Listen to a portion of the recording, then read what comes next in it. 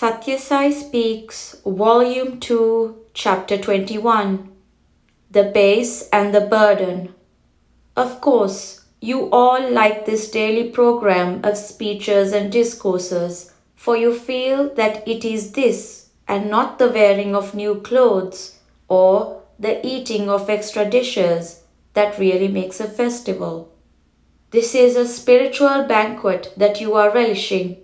But you must listen carefully, and later you should dwell upon what you have heard in the silence of your own heart, and try sincerely to act upon at least a few of the precepts that you have gathered. That is the wise person's way of benefiting by pilgrimage to a holy place, their way of making themselves holier. Bhadram, in his speech, quoted some verses where some types of men were laughed at as asses and dogs. I do not like such verses, for they are cruel and wrong.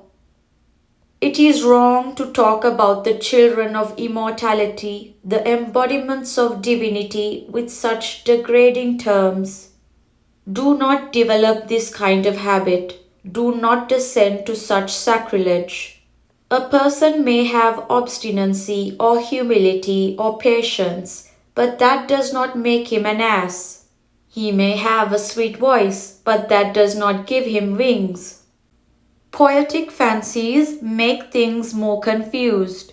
They make everything glitter and cause doubt. Sometimes they even spread a curtain of fog. Impressions of many past lives warp the mind. People can reach the height of Madhava, Krishna, God, only by trampling down the mind and making it ineffective. The nature of the mind is pure. The sensory impressions color it and soil it with likes and dislikes.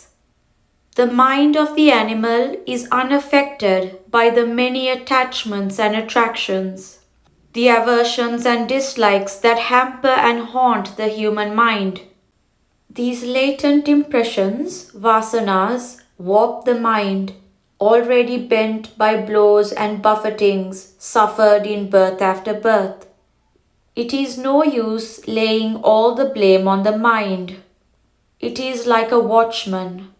Impress upon the watchman that the Lord is the paymaster, and he will obey not only the Lord, who is his master, but even the Lord's friends and companions. Join the group divine and see whether the mind continues to be intransigent. It will not disobey you then. It is all a question of proper training. If the watchman comes to know that you are unrelated to the Lord, he will disobey you and take to his own misadventures. If the Lord is on your side, the watchman is also your man.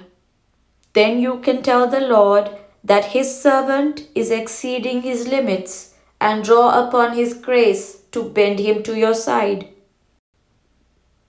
Bhadram tried to give the meaning of the name Narayana in a very roundabout manner, saying Na meant this and Ra meant that, and so on. It all sounded very learned and is really very clever, but one can go on endlessly in this way, saying Na means either this or that according to the fancy of the moment, or the taste of the other. Naram means water and Nayanam means eye, and the implication is that only tears can win God for you. That is the inner purpose and meaning of the Narayana mantra. Other mantras also have their own latent meaning, like this one. Just as G and O and D add up not to the sound G-O-D but to God, so also A, U and M, meaning the physical, mental and spiritual worlds, the three planes of existence and consciousness, Bhur, Bhuva and Suva add up to Om, the Pranava. So too, Narayana is the Lord of the Naram in the Nayana, water in the eye, who is won by tears of repentance and who rewards you with tears of joy. Win him and he becomes as visible as all this. In fact, he is all this, only you do not see it so. Only tears can win God for you. He is the base, Adara. You are generally carried away by the burden, Adhya, not the bearer. Samarth Ramdas says that when Sri Rama returned to Ayodhya, everyone acclaimed with unbearable joy the sight of the flag on the horizon, for that was the signal for the arrival of the Lord back to his city. But Ramdas says that in their exultation, the populace forgot how thankful they had to be for the flagstaff. For if Rama was the flag, certainly Lakshmana was the staff that held it aloft against the fiercest storm. You cannot have a flag without a staff, a burden without a base, a thing contained without a container. Grief is the container. What is the thing contained? It is joy, remember. A smile is the rose that grows on the thorn of a sigh. Shed tears, but only for joy, joy that you are released from the chain of desire.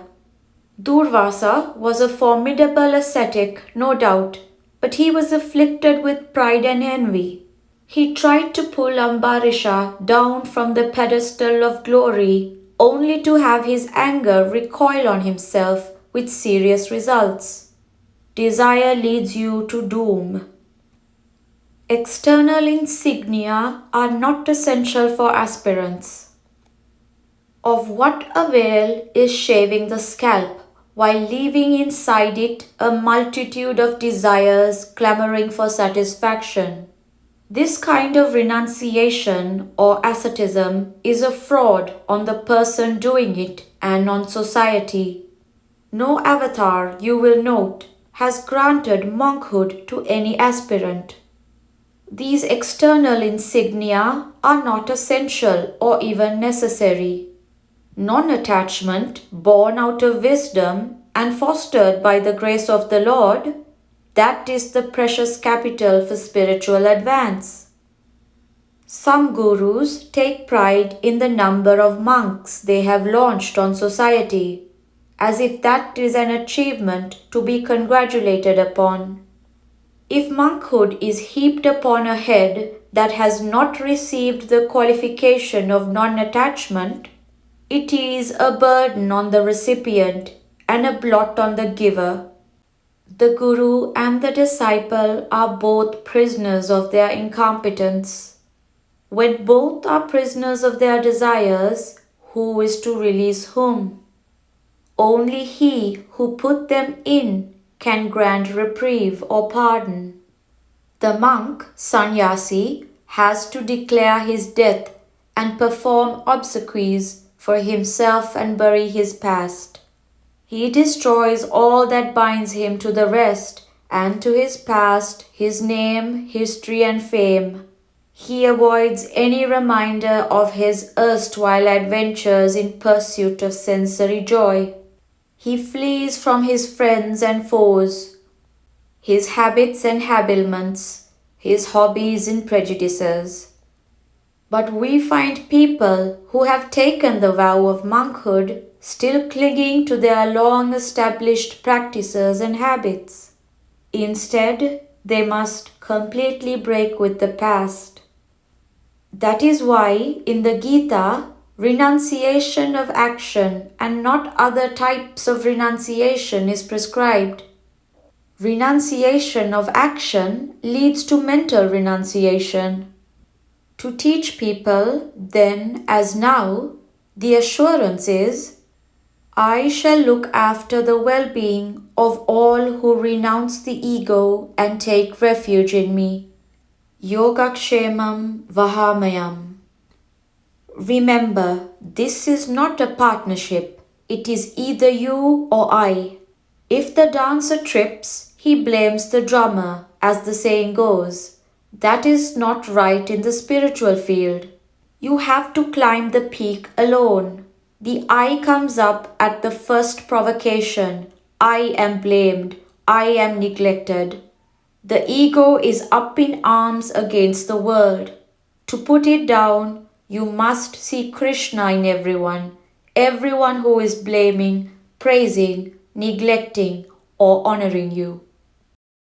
Some of you quote the Telugu stanza of the Sumati Shatkam, which advises you to give up relatives who do not come to your help, horses that do not gallop as soon as you are in the saddle, and gods who do not shower blessings when you fall at their feet.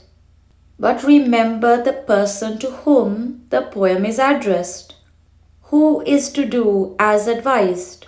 Sumati, right? Sumati means a person whose intelligence is mellowed by wisdom. Such a person will certainly be helped by relatives and will certainly be blessed by the gods. So the advice is unnecessary for Sumati. The contingencies contemplated will never arise for a Sumati. The furnitures that are left in charge of man. Wait for that grace in readiness. That is to say, do not cling too fast to things that please the senses or get caught in the coils of the attractive and the pleasant. Badram spoke of the headmaster of a school. Yes, he is a good example of the attitude you should develop. He knows all the time that the chairs, tables, and benches are not his, but nevertheless, he knows that it is his duty to see that no item of furniture or equipment is lost or damaged, that everything is handed over intact when he leaves. Therefore, he keeps vigilant watch, though unattached. The senses, the intelligence, the heart, the mind, these are the furnitures put in your charge. Look after them with care. If any is damaged by oversight, make the appropriate entry in the list. Explain the circumstances and crave grace. Reference was made by Badram to women having devotion, spiritual wisdom, and attachment equal to men. Still, I know that many are worried when they hear women reciting the pranava, Om, during the auspicious time before sunrise, Brahmamurtam, every day at the Nilayam. They forget that sound itself is fundamentally pranava, that all breath has pranava immanent in it. Can women avoid or keep away from Om, which is ever present in the ether, Akasa, and which their breath is reciting every moment? As a matter of fact, the feminine principle, nature, Prakriti, comes first, and the masculine principle, God, Purusha, is second. You say Sita Rama, Lakshmi Narayana, and Gauri Sankara, not putting nature in the second place. Women have equal chances and equal rights to attain Godhead. Make your life a mountain of auspiciousness. Just as every breath reminds you of Om, every little act is an act of worship, remember. Every tiny thought, every faint whisper has to be so directed that it may curb the vagaries of the mind and help in guiding it Godward. 100 little Naya Paisa add up to a round rupee. Distill divinity into every moment. Like the uninterrupted line of river Ganga water, that flows on the Shivalinga when consecrating the Shivalinga with repetition of Rudra, Rudra Japam. Rudra is a name for Shiva.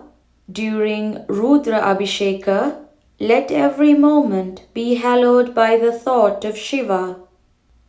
Perform that Vedic hymn in praise of Shiva, that Rudram, and make your life safe. Bhadram. Why, let it become an unshakable mountain of safety. I find you reading and appreciating the love, prema, of the sages, milkmaids, gopis of Dwaraka, and monkeys, vanaras of past ages. But you ignore your present responsibility. For example, examine each one of you how far you have put into practice what you have heard from me. How far have you profited from coming to Puttaparthi now or so often in previous years? How far have you shown love to others, the love that you find to be my all? Remembering the Lord's name, I have told you often, is the best exercise to acquire love toward God and all that is great. But have you tried that recipe? Has it become as essential for you as the very breath? That is the test of your sincerity and of the success of your pilgrimage to Puttaparthi this Dasara. Prashanti Nilayam, 1961, October 24th. To find out what is righteous, dharma, and what is unrighteous, apply this one test. If it goes counter to truth and love, it is unrighteous. If it promotes truth and love or is full of both, it is righteous. Sathya Sai Baba.